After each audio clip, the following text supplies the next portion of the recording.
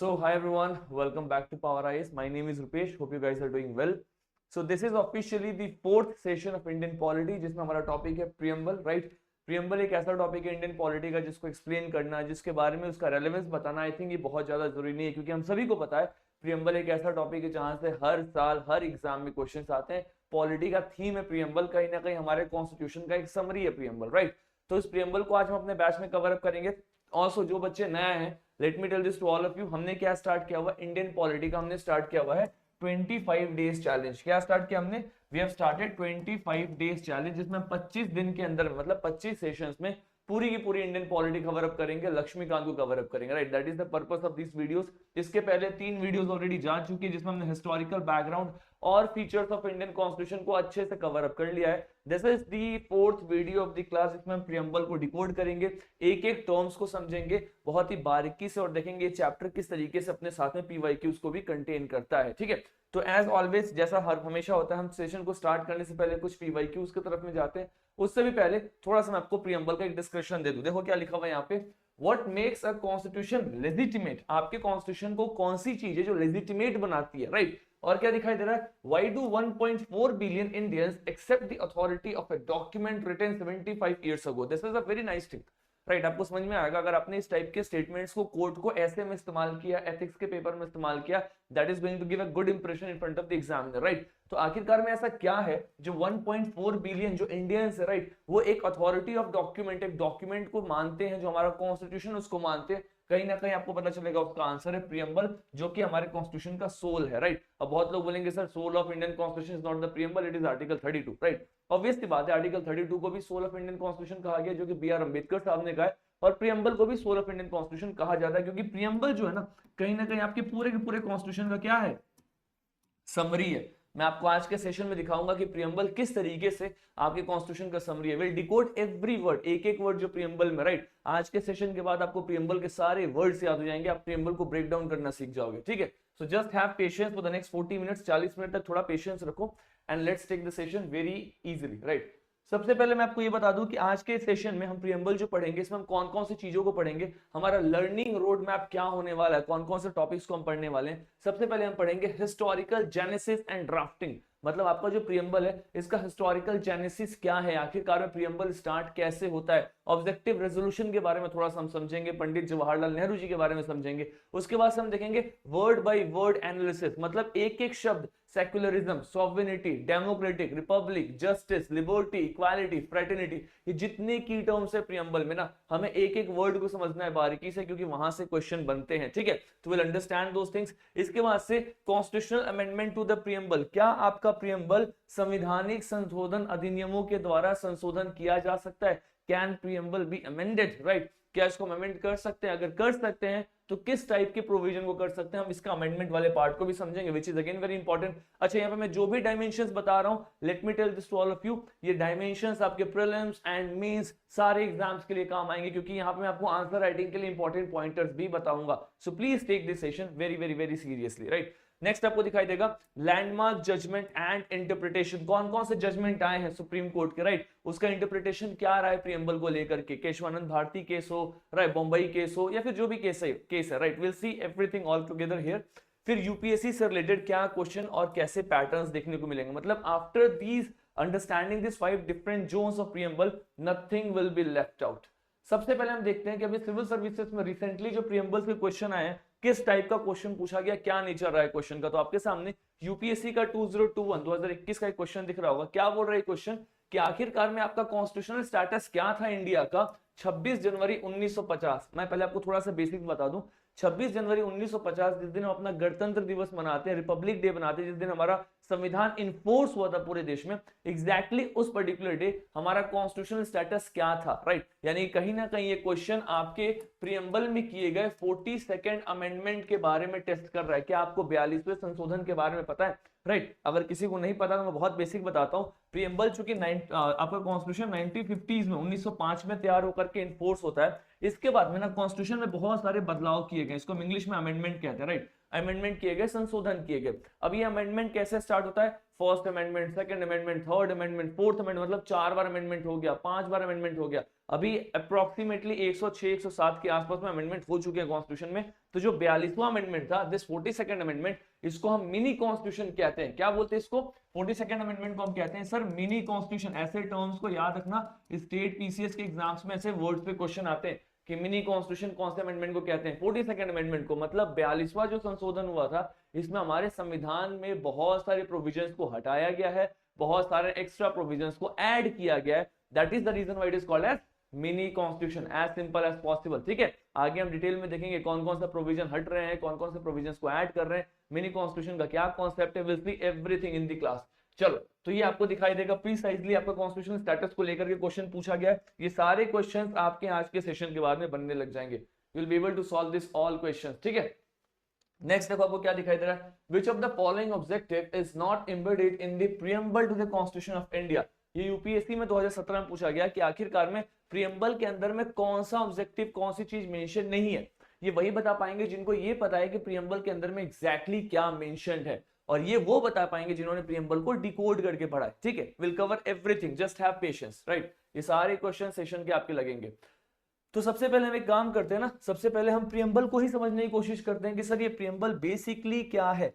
तो आप सभी के सामने यहाँ पे प्रीएम्बल एक दिख रहा होगा, this is that exact picture of preamble, और उसी को यहाँ पे हमने वर्ड बाय वर्ड लिखा हुआ है। ठीक है, तो स्टार्टिंग से देखो क्या लिखा हुआ है, we the people of India, हम जो इस देश के नागरिक हैं, मतलब हम लोग जो इस देश के नागरिक, राइट, यानी कहीं ना कहीं जो इस देश के नागरिक है, प्रीएम्बल उनको सोर्स ऑफ अथॉरिटी मान रहा है। मतलब इस देश में, संविधान में सोर्स ऑफ अथॉरिटी क्या है, पावर कहां से मिल रहा है संविधान को, तो सर इस देश के नागरिक से मिल रहा है। क्यों? क्योंकि कहीं ना कहीं हम एक डेमोक्रेटिक सेटअप में रहते हैं जहां पर रूल ऑफ पीपल देखा जाता है। तो आपको पता चलेगा we the people of India कहीं ना कहीं एक ऐसा स्टेटमेंट है जो सोर्स ऑफ अथॉरिटी बता रहा है कि आखिरकार में इस देश में जो संविधान है उसको पावर, उसकी अथॉरिटी कहां से ड्राइव हो रही है, तो आम लोगों से ड्राइव होते हुए नजर आ रही है। That is the first thing. ठीक है, आगे देखो क्या लिखा हुआ है, having solemnly resolved to constitute India into, right, हमें अपने भारत को कैसा बनाना है, तो एक सॉवरेन कंट्री बनाना है। सॉवरेन का मतलब क्या होता है, विल स्टडी दैट। अगर मैं आपको एक शब्द में बताऊं, एक वर्ड में, तो सॉवरेन का मतलब होता है सर इंडिपेंडेंट। मतलब भारत अपने डिसीजंस को खुद से ले सके, किसी और की हेल्प ना लेनी पड़े, या कोई और भारत के डिसीजंस में इंटरफेयर ना करे, तभी आप सॉवरेन है ना। और ये बहुत बड़ी चीज होती है एक देश के लिए कि उसके पास में उसकी सॉवरेनिटी हो। अगर कल इंडिया में कोई ऐसी प्रॉब्लम आए और यूएस उसमें आकर के इंटरफेयर करने लगे कि इसको ऐसे सॉल्व करना चाहिए, तो इंडिया क्या बोलता है, India always say that sir, this is a matter of our sovereignty.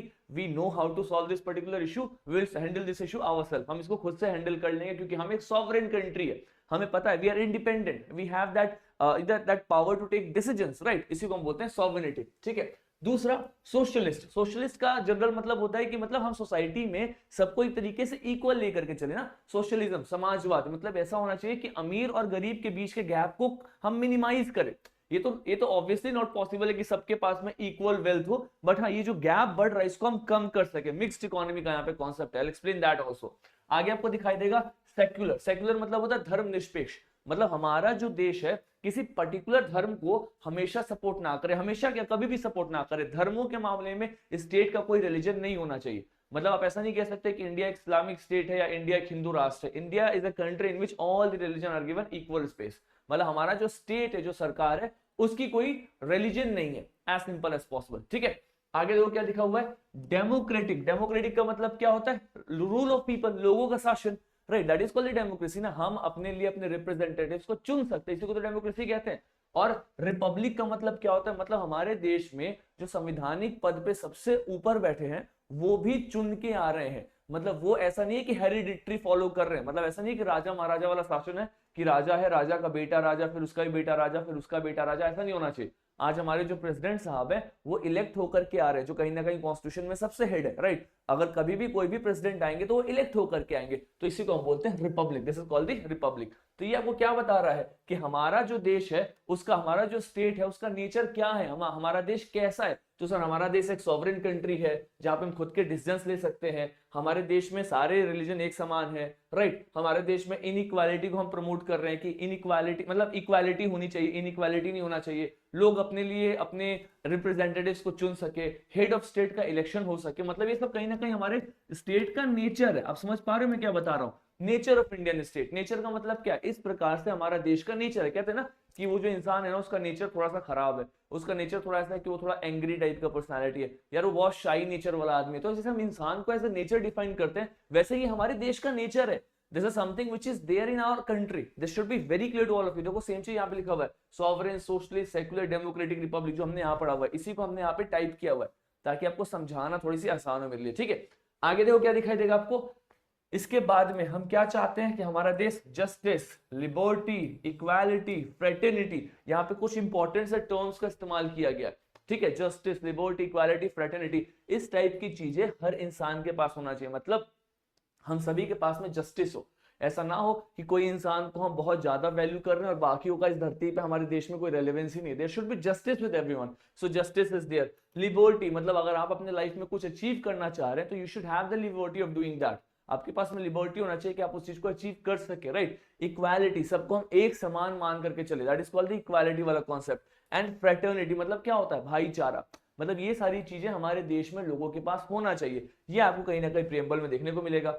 एक इंपॉर्टेंट सा डेट जहां पे क्वेश्चन आता है, that is 26 day of November 1949, right. ये जो लास्ट का डेट है ना, इस दिन क्या हुआ है, हमने अपने कॉन्स्टिट्यूशन को एडॉप्ट किया है, इनेक्ट किया है, राइट। इसको हम कहते हैं डेट ऑफ इनेक्टमेंट। क्या बोलते हैं हम इसको, इसको कहते हैं हम डेट ऑफ इनेक्टमेंट। मतलब इस पर्टिकुलर दिन पे हमने अपने कॉन्स्टिट्यूशन को एडॉप्ट कर लिया है, एक्सेप्ट कर लिया है, right. But date of enforcement मतलब क्या होता है, मतलब हमारा जो संविधान है किस दिन इन्फोर्स हो रहा है, किस दिन लगाया जा रहा है। तो आप मुझे बताओ हमारा संविधान किस दिन लगाया गया है। सर हमारा संविधान लगाया गया है 26 जनवरी को, याद करो 26 जनवरी 1950, क्योंकि इसी दिन को तो हम रिपब्लिक डे बनाना स्टार्ट करते हैं। तो संविधान हमारा तैयार कब हो गया था, तो सर 26 नवंबर को ही रेडी हो चुका था। इनफैक्ट 26 नवंबर 1949 को हमने अपने कॉन्स्टिट्यूशन को एक्सेप्ट भी कर लिया था कि ये हमारे देश का संविधान है। लेकिन हम 2 महीने रुकते हैं, 26 दिसंबर फिर 26 जनवरी, 26 जनवरी तक हम वेट कर रहे हैं ताकि 26 जनवरी को हम ऑफिशियली इसको पूरे देश में लागू कर देंगे। तो यहाँ पे एक क्वेश्चन बनता है, what is date of enactment and what is date of enforcement. समझो, इनेक्टमेंट मतलब हमने अपने कॉन्स्टिट्यूशन को एडॉप्ट कर लिया, इनेक्ट कर लिया, मतलब हमारा संविधान तैयार है, हम उसको एक्सेप्ट कर रहे हैं, that is called the date of enactment, जो कि क्या है 26 नवंबर 1949 है। और इन्फोर्समेंट मतलब क्या होता है, अपने कॉन्स्टिट्यूशन को कब लगा रहे हैं, इन्फोर्स कर रहे हैं, पूरे देश में संविधान कब लग रहा है, that is called the date of enforcement. वो क्या था, 26 जनवरी 1950 था। वेरी सिंपल, यहाँ पे मतलब किसी को कुछ भी 1% भी डाउट नहीं होना चाहिए, राइट। मैंने 3 बार इसलिए रिपीट किया है। नेक्स्ट इंपॉर्टेंट थिंग, आपसे क्वेश्चन पूछा जा सकता है कि आपके प्रियम्बल में डेट ऑफ इनेक्टमेंट है, डेट ऑफ इन्फोर्समेंट है। तो क्या है, डेट ऑफ इनेक्टमेंट है, इसको ध्यान में रखेंगे, राइट। तो ये आपका एक बेसिक सा स्ट्रक्चर है, आई थिंक आप लोगों को एक स्ट्रक्चर समझ में आ गया होगा। बाकी मैं ना इस स्ट्रक्चर को अभी आपके सामने फिर से ब्रेक डाउन करूंगा, तो टेंशन नहीं करना, सब कुछ समझाऊंगा बहुत ही सरल तरीके से, राइट। कोई बहुत बेसिक सा बच्चा हो, बहुत कमजोर भी एस्पिरेंट हो, उसको भी चीजें समझ में आएंगी। It is as clear as possible, right. देखो नेक्स्ट क्या है, हम अगर हिस्ट्री देखें कि आखिरकार में हमारा प्रियम्बल की शुरुआत कैसे होती है, इतिहास क्या बता रहा है, प्रियम्बल किस तरीके से शुरू होता है, तो आपको सबसे पहले दिखाई देगा ऑब्जेक्टिव रेजोल्यूशन। क्या दिखाई देगा आपको, ऑब्जेक्टिव रेजोल्यूशन। ऑब्जेक्टिव रेजोल्यूशन एक डॉक्यूमेंट था, राइट, जिसको पंडित जवाहरलाल नेहरू जी ने प्रिपेयर किया था, और वही डॉक्यूमेंट भविष्य में जाकर के आपका प्रियम्बल बन जाता है। मतलब that is the same document which evolve and become the preamble of the India, right. तो आप देख सकते हैं ऑब्जेक्टिव रेजोल्यूशन दिसंबर 13 1946 में इस पर्टिकुलर डे पे इसको तैयार किया गया था। इट वाज नेहरूज विजन, मतलब जवाहरलाल नेहरू जी का क्या था, एक विजन था ये, राइट। इसके बाद आपको क्या दिखाई देगा, constituent assembly debates, right. Constituent assembly इसको लेकर के डिबेट करती है, राइट, डेमोक्रेटिक लेजिटिमेसी को लेकर के, कि मतलब हम किस तरीके से अपने डेमोक्रेसी को प्रोजेक्ट करना चाह रहे हैं, इसके ऊपर में डिबेट चल रहा है। मतलब मैं आपको बता रहा हूं कैसे आपका प्रियम्बल इवॉल्व हुआ है। प्रियम्बल की शुरुआत होती है सर ऑब्जेक्टिव रेजोल्यूशन के द्वारा, जो जवाहरलाल नेहरू जी लेकर के आते हैं, और ये 13 दिसंबर 1946 को प्रस्तुत किया जाता है। फिर इसके ऊपर में डिबेट एंड डिस्कशन स्टार्ट होता है। फिर एडॉप्शन डेट देखा गया कि हमने 26 नवंबर 1949 को हमने अडॉप्ट कर लिया, इवन अपने कॉन्स्टिट्यूशन को अडॉप्ट कर लिया है, प्रीएम्बल को, सब चीज को हमने क्या कर लिया है, अडॉप्ट कर लिया, right, as simple as possible. और कहीं ना कहीं इसका इंस्पिरेशन हमें कहां से मिलता है, तो यूएस कॉन्स्टिट्यूशन से हमने वी द पीपल, जो कि हमारा सोर्स ऑफ अथॉरिटी है, क्या है हमारा सोर्स ऑफ अथॉरिटी, जो है हमारा we the people of India, right, इसको हमने कहीं ना कहीं यूएस से लिया हुआ है। आयरिश कॉन्स्टिट्यूशन से हमने डीपीएसपी लिया हुआ है, आगे बताऊंगा डीपीएसपी क्या है, अभी आराम से चिल मारो, राइट, एक एक करके सारे टॉपिक्स पे आऊंगा, सबको बहुत बेसिक से कराऊंगा, अभी आराम से सुनो बस इसको। तो आपको ये पता चल चुका है कि सर आपका सोर्स ऑफ अथॉरिटी क्या है, I have already taught you all that source of authority is we the people of India. इसका मतलब यही है कि हमारे जो लोग हैं, राइट, उन्हीं के द्वारा पावर मिल रहा है हमारे संविधान को, क्या लिखा हुआ है, power drives from the people, ठीक है, contrast with the government of India 1935, right, democratic legitimacy through constituent assembly, मतलब कहीं ना कहीं सारा का सारा पावर आपको कहां से मिल रहा है, लोगों के द्वारा मिल रहा है, इसी को हम कहते हैं we the people of India. बहुत सिंपल है। अगर मैं आपको आगे बताऊं इसके बारे में, तो यहाँ पे ना मैंने एक जानबूझ करके प्रियम्बल ऐड करके एक स्पेस छोड़ा था, ताकि मैं लाइव आप सभी के सामने में प्रियम्बल को ब्रेक डाउन करूं और आपको बताऊं कौन से डायमेंशंस को ध्यान में रखना है। सबसे पहले हमने देखा we the people of India, ये क्या है, so this is the source of authority. आप लोग इसको साथ में लिख लो, अगर आपके पास में पेन एंड कॉपी है। मैं हमेशा बोलता हूँ सेशंस में कि अपने पास पेन और कॉपी लेकर के बैठो, ऐसा नहीं कि सो करके मोबाइल में देख रहे हैं, राइट, खाना खाते हुए देख रहे हैं, तो क्लास प्रोडक्टिव नहीं होगी। We have to be discipline. Online coachings का एक सबसे बड़ा नेगेटिव यही है कि हम यहाँ पे डिसिप्लिन लैक करते हैं, और सबसे पॉजिटिव ये है कि आपको दिल्ली आने की जरूरत नहीं, आप अपने गांव से भी पढ़ सकते हो। तो we have to balance that particular step. जब भी आप ऐसे सेशंस में आओ, make sure all of you have a page and a paper, page and a pen, right, paper pen तो आपके पास होना ही चाहिए एटलीस्ट। तो देखो we the people of India क्या है, source of authority of constitution, हमारे कॉन्स्टिट्यूशन का सोर्स ऑफ अथॉरिटी क्या है, this is the we the people of India, पहली चीज, ठीक है। सॉवरेन सोशलिस्ट डेमोक्रेटिक रिपब्लिक, ये जो वर्ड्स आपको दिखाई दे रहे हैं, sovereign socialist secular democratic Republic, यानी कि आपको ये SSSR, राइट, आप सब ने SSR सुना होगा ना, सुशांत सिंह राजपूत का फॉर्म, शॉर्ट फॉर्म था SSR, बस आपको उसमें बीच में SD लगा देना, तो SSSDR, राइट, याद करने के लिए इजी हो जाएगा, राइट। तो ये जो आपको दिखाई दे रहा है कि हमारे देश का sovereign socialist secular democratic Republic, हमारा देश ऐसा होना चाहिए, यानी कि क्या बता रहा है, ये बता रहा है नेचर ऑफ इंडियन स्टेट, कि हमारा देश का नेचर कैसा है। तो ये बता रहा है क्या हमको, ये बता रहा है sir nature of Indian state, मतलब हमारे देश का नेचर क्या है, this is the second thing. ये आपको दूसरी चीज दिखाई दे रही है। फिर आपको दिखाई देगा जस्टिस, लिबर्टी, इक्वालिटी, फ्रेटर्निटी। ये जो चार वर्ड्स है ये क्या बता रहे हैं, ये बता रहे हैं कि हमारे कॉन्स्टिट्यूशन का ऑब्जेक्टिव क्या है, आखिरकार हमारा संविधान क्या चाहता है। हमारा संविधान चाहता है कि देश में जितने भी लोग हैं उनको जस्टिस मिले। कैसे जस्टिस मिले सर, सोशल जस्टिस मिले, इकोनॉमिक जस्टिस मिले, पॉलिटिकल जस्टिस मिले, समाज में हम उनको बराबरी का अधिकार दे। इकोनॉमी के टर्म्स में ऐसा नहीं हो कि आप एक इंसान से काम कराओ, उसको ज्यादा सैलरी दो, दूसरे को कम सैलरी दो, इकोनॉमी के टर्म्स में भी उसको बराबरी का अधिकार में। पॉलिटिकल टर्म्स में ऐसा नहीं होना चाहिए कि एक इंसान को आप प्रमोशन दे रहे हो, एक को नहीं दे रहे हो, एक को आप गवर्नमेंट ऑफिसेस में आने का मौका दे रहे हो, आपको पॉलिटिकल पावर में आने का मौका दे रहे हो, दूसरे को नहीं दे रहे हो। तो मतलब यहाँ पे हर प्रकार का जस्टिस मिलना चाहिए, हर प्रकार की लिबर्टी होनी चाहिए, हर प्रकार की इक्वालिटी, और हर प्रकार से उसको भाईचारा प्रमोट करना चाहिए। तो ये जो चीजें दी हुई है, this is called the what, this is the objective of constitution. क्या बोलते हैं इसको, हम कहते हैं this is the objective of the Indian constitution, मतलब हमारे संविधान का कहीं ना कहीं ये क्या है सर, ये हमारे संविधान का ऑब्जेक्टिव है, दिस इज नंबर 3, ठीक है। इन चीजों को अच्छे से समझो, इसको क्या बोलते हैं, ऑब्जेक्टिव ऑफ इंडियन कॉन्स्टिट्यूशन कहते हैं, ठीक है। चलो यहां तक आपको क्लियर होगा, दिस इज 1 2 3, और लास्ट में यहाँ पे जो डेट दिया हुआ है ना, क्या डेट है, 26 डे ऑफ नवंबर 1949। ये जो डेट है इसको हम क्या बोलते हैं, we call this date of enactment. क्या बोलते हैं इसको, डेट ऑफ इनएक्टमेंट। तो आपका प्रीएम्बल आपके सामने मैंने चार इंपॉर्टेंट से डायमेंशंस में ब्रेक डाउन किया हुआ है, जिसको ये चार डायमेंशन समझ में आ गए उसके लिए प्रीएम्बल बहुत आसान है। पहला डायमेंशन क्या है, source of authority of constitution, हमारे कॉन्स्टिट्यूशन का सोर्स ऑफ अथॉरिटी क्या है, we the people of India. दूसरा डायमेंशन क्या है, नेचर ऑफ इंडियन स्टेट, आखिरकार में हमारा जो नेचर है, हमारा इंडियन स्टेट जो है कैसा होना चाहिए हमारा स्टेट। तो सर हमारा स्टेट होना चाहिए कि हम एक सॉवरेन कंट्री हो, सोशलिस्ट हो, सेक्युलर हो, डेमोक्रेटिक हो, रिपब्लिक हो। ये हमारे देश का नेचर है ना, राइट, कि हम ऐसे देश हैं। फिर हमारा ऑब्जेक्टिव क्या है संविधान का, तो ऑब्जेक्टिव है कि हम सभी इंसानों के लिए, जितने भी इंडियंस हैं उनको हम जस्टिस दिलाएं, उनको इक्वालिटी दिलाएं, उनको लिबर्टी दिलाएं, उन सभी के बीच में फ्रेटर्निटी, भाईचारा हो। ये हमारे कॉन्स्टिट्यूशन का ऑब्जेक्टिव है।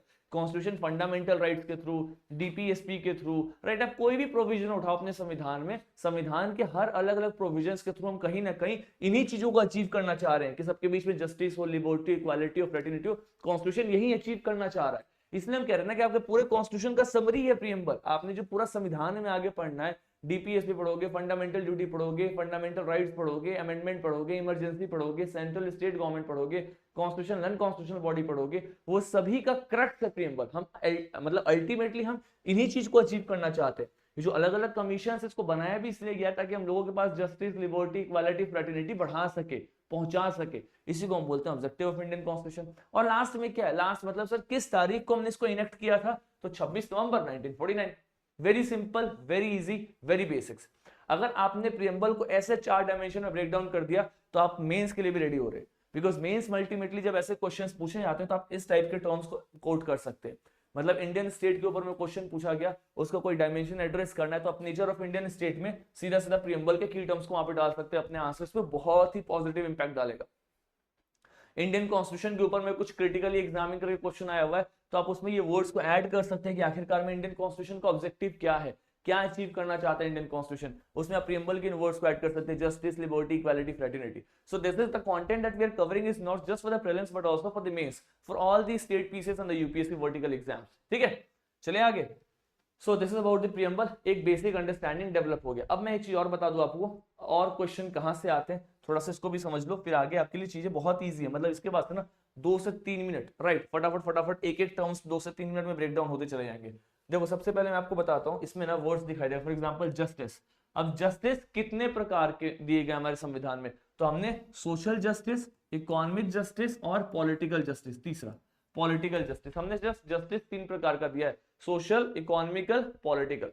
अब क्वेश्चन पूछा जा सकता है जस्टिस इसमें से कौन सा नहीं दिया हमारे कॉन्स्टिट्यूशन में, तो ऑप्शन ए होगा social, option B political, option C दे देगा आपका इकोनॉमिक और ऑप्शन डी दे देगा हिस्टोरिकल जस्टिस।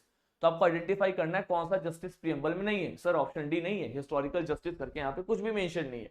ऐसे क्वेश्चन बनते हैं। मतलब एग्जामिनर चाहता है कि ये जो जस्टिस है ये कितने प्रकार के जस्टिस दिए जा रहे हैं, आपको वो टर्म्स पता हो। आपने जो लिबर्टी दी है वो कितने प्रकार की लिबर्टी दी है, 5 प्रकार की लिबर्टी आपको पता होना चाहिए, thought, belief, faith, worship, right. ये जो भी बिलीफ है आपको ये पता होना चाहिए लिबर्टी में। देखो कितने हैं, आपको दिखाई देगा, thought, expression, belief, faith and worship, ये 5 प्रकार के आपको क्या लिबर्टी देखने को मिल रहा है। अब आप बोलोगे सच को रट्टा कैसे मारना, रट्टा नहीं मारना है, मतलब 2 से 3 बार डेली पढ़ना है। मैं कभी भी रट्टा मारने के लिए आपको मोटिवेट नहीं करता हूँ। I always say this that you should read it twice और थ्राइस, आपको अल्टीमेटली आपके दिमाग में बैठ जाएगी इन चीजें। ठीक है, बस कॉन्टिन्यूस रिवीजन होना चाहिए, because revision is important, right. बाकी चीज को छोड़ो तो रिवीजन पे ज्यादा फोकस करना अपने को। ठीक है, फिर देखो इक्वालिटी, किस प्रकार की इक्वालिटी बात की गई है, तो इक्वालिटी ऑफ स्टेटस, मतलब सभी को हम समान स्टेटस दे रहे हैं, समान रूप से हम अपॉर्चुनिटी दे रहे हैं और कहीं ना कहीं हम सबको एक तरीके से एक ही हिसाब से प्रमोट भी कर रहे हैं। तो इस प्रकार की इक्वालिटी की बात की जा रही है। अगर मैं बताऊं फ्रेटर्निटी, भाईचारा, तो भाईचारा तभी मेंटेन हो सकता है सोसाइटी में, हम सबको एक साथ तभी ले सकते हैं, दिस भाईचारा कैन ओनली बी मेंटेन जब आप हर एक इंडिविजुअल इंसान की डिग्निटी का रिस्पेक्ट करें। अब इसको लाइव एग्जांपल के साथ समझो। फॉर एग्जांपल सपोज करो कि एक कॉलोनी है, एक मोहल्ला है, राइट, उसमें 4 लोग रह रहे हैं। अब चारों लोग एक दूसरे को रिस्पेक्ट कर रहे हैं, एक दूसरे की डिग्निटी को रिस्पेक्ट कर रहे हैं, तो उनके चारों के बीच में भाईचारा रहेगा, रहेगा ना, ये तो जेन्युइन सी बात है। अब वो अपनी डिग्निटी को ही रिस्पेक्ट नहीं कर रहे, आपस में फाइट कर रहे, दूसरे को हमेशा नीचा दिखा रहे, तो क्या कभी भी उनके बीच में भाईचारा एग्जिस्ट करेगा? नहीं एग्जिस्ट करेगा। That is called the fraternity.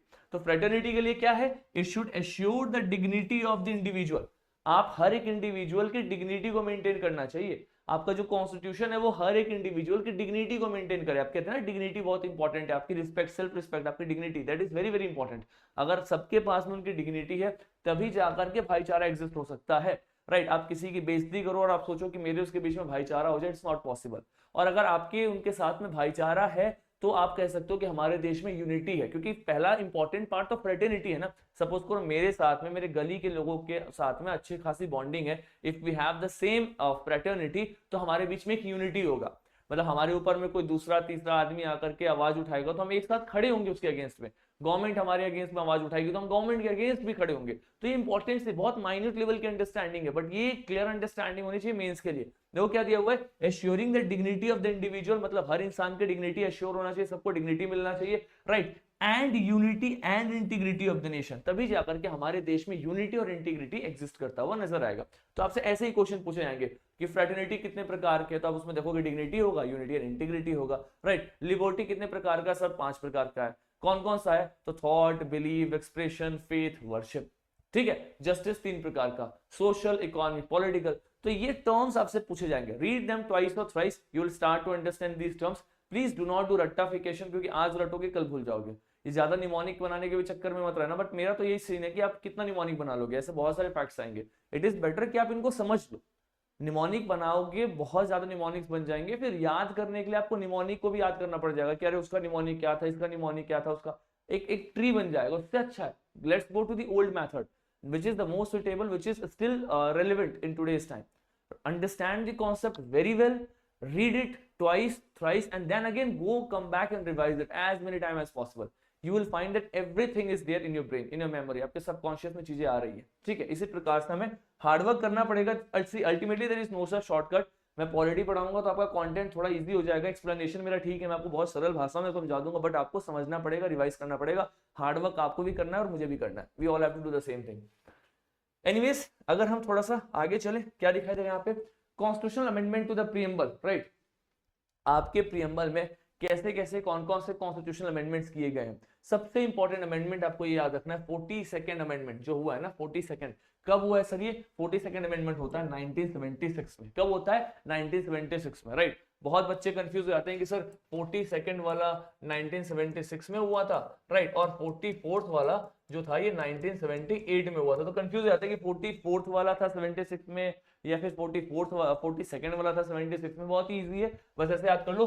4 + 2 क्या होता है? 6, तो 76. 4 + 4 क्या होता है? 8, तो 78. बस ये इन्हीं दोनों के लिए. अब इससे ज्यादा नहीं कि आप सब में 4 + 4 और 5 + 5 करने लग जाओ. ये सिर्फ इन्हीं दोनों के लिए, क्योंकि ये दोनों बहुत ज्यादा रिपीटेशन में आपको दिखाई देंगे. 44th एंड 42nd अमेंडमेंट बहुत जगह पॉलिटी में यूज किया गया, तो उसमें ईयर्स के साथ कंफ्यूज होता है. तो अब याद रखना, 42nd मतलब 1976, 44th मतलब 1978, as simple as possible. This is clear to all of you. चलो आगे देखो. तो आपका जो 42nd अमेंडमेंट होता है, कब हो रहा है ये 1976 में होता हुआ नजर आ रहा है. अब ये इंपॉर्टेंट क्यों है? So it has added socialist and secular word, right. और इसने क्या ऐड किया है? Integrity, right. आपको 3 शब्द को दिखाई देगा कि आपके प्रीएम्बल में 3 शब्दों को जोड़ा गया है. हटाया गया है? नहीं, हटाया नहीं गया. क्या किया गया है? सर हमने उसको एडिशनली जोड़ा है. कितने शब्दों को? 3 शब्दों को. कौन कौन से शब्द है? तो सर वो सोशलिस्ट है, वो सेक्युलर है, और वो एक इंटीग्रिटी है. ठीक है, सोशलिस्ट, सेक्युलर, इंटीग्रिटी. अब आप आ जाओ प्रीएम्बल में. अब आप इसमें देखो, सोशलिस्ट, सेक्युलर और इंटीग्रिटी आपको कहां कहां दिखाई देंगे, आपको और क्लियर दिखाई देगा. देखो, एक आपको यहाँ पे दिखाई देगा कि हाँ, सोशलिस्ट इसको ऐड किया गया, सेक्युलर इसको ऐड किया गया. दिस इज 1, दिस इज 2, और एक तीसरा वर्ड क्या ऐड किया गया? तो सर तीसरा वर्ड था आपका इंटीग्रिटी. कहां गया? Unity and integrity. This is number 3. In 3 words को ऐड किया गया. अब आप मेरे को बताओ, ये तीनों वर्ड्स ऐड कब होते हैं? सर 1976 में ऐड हो रहे हैं.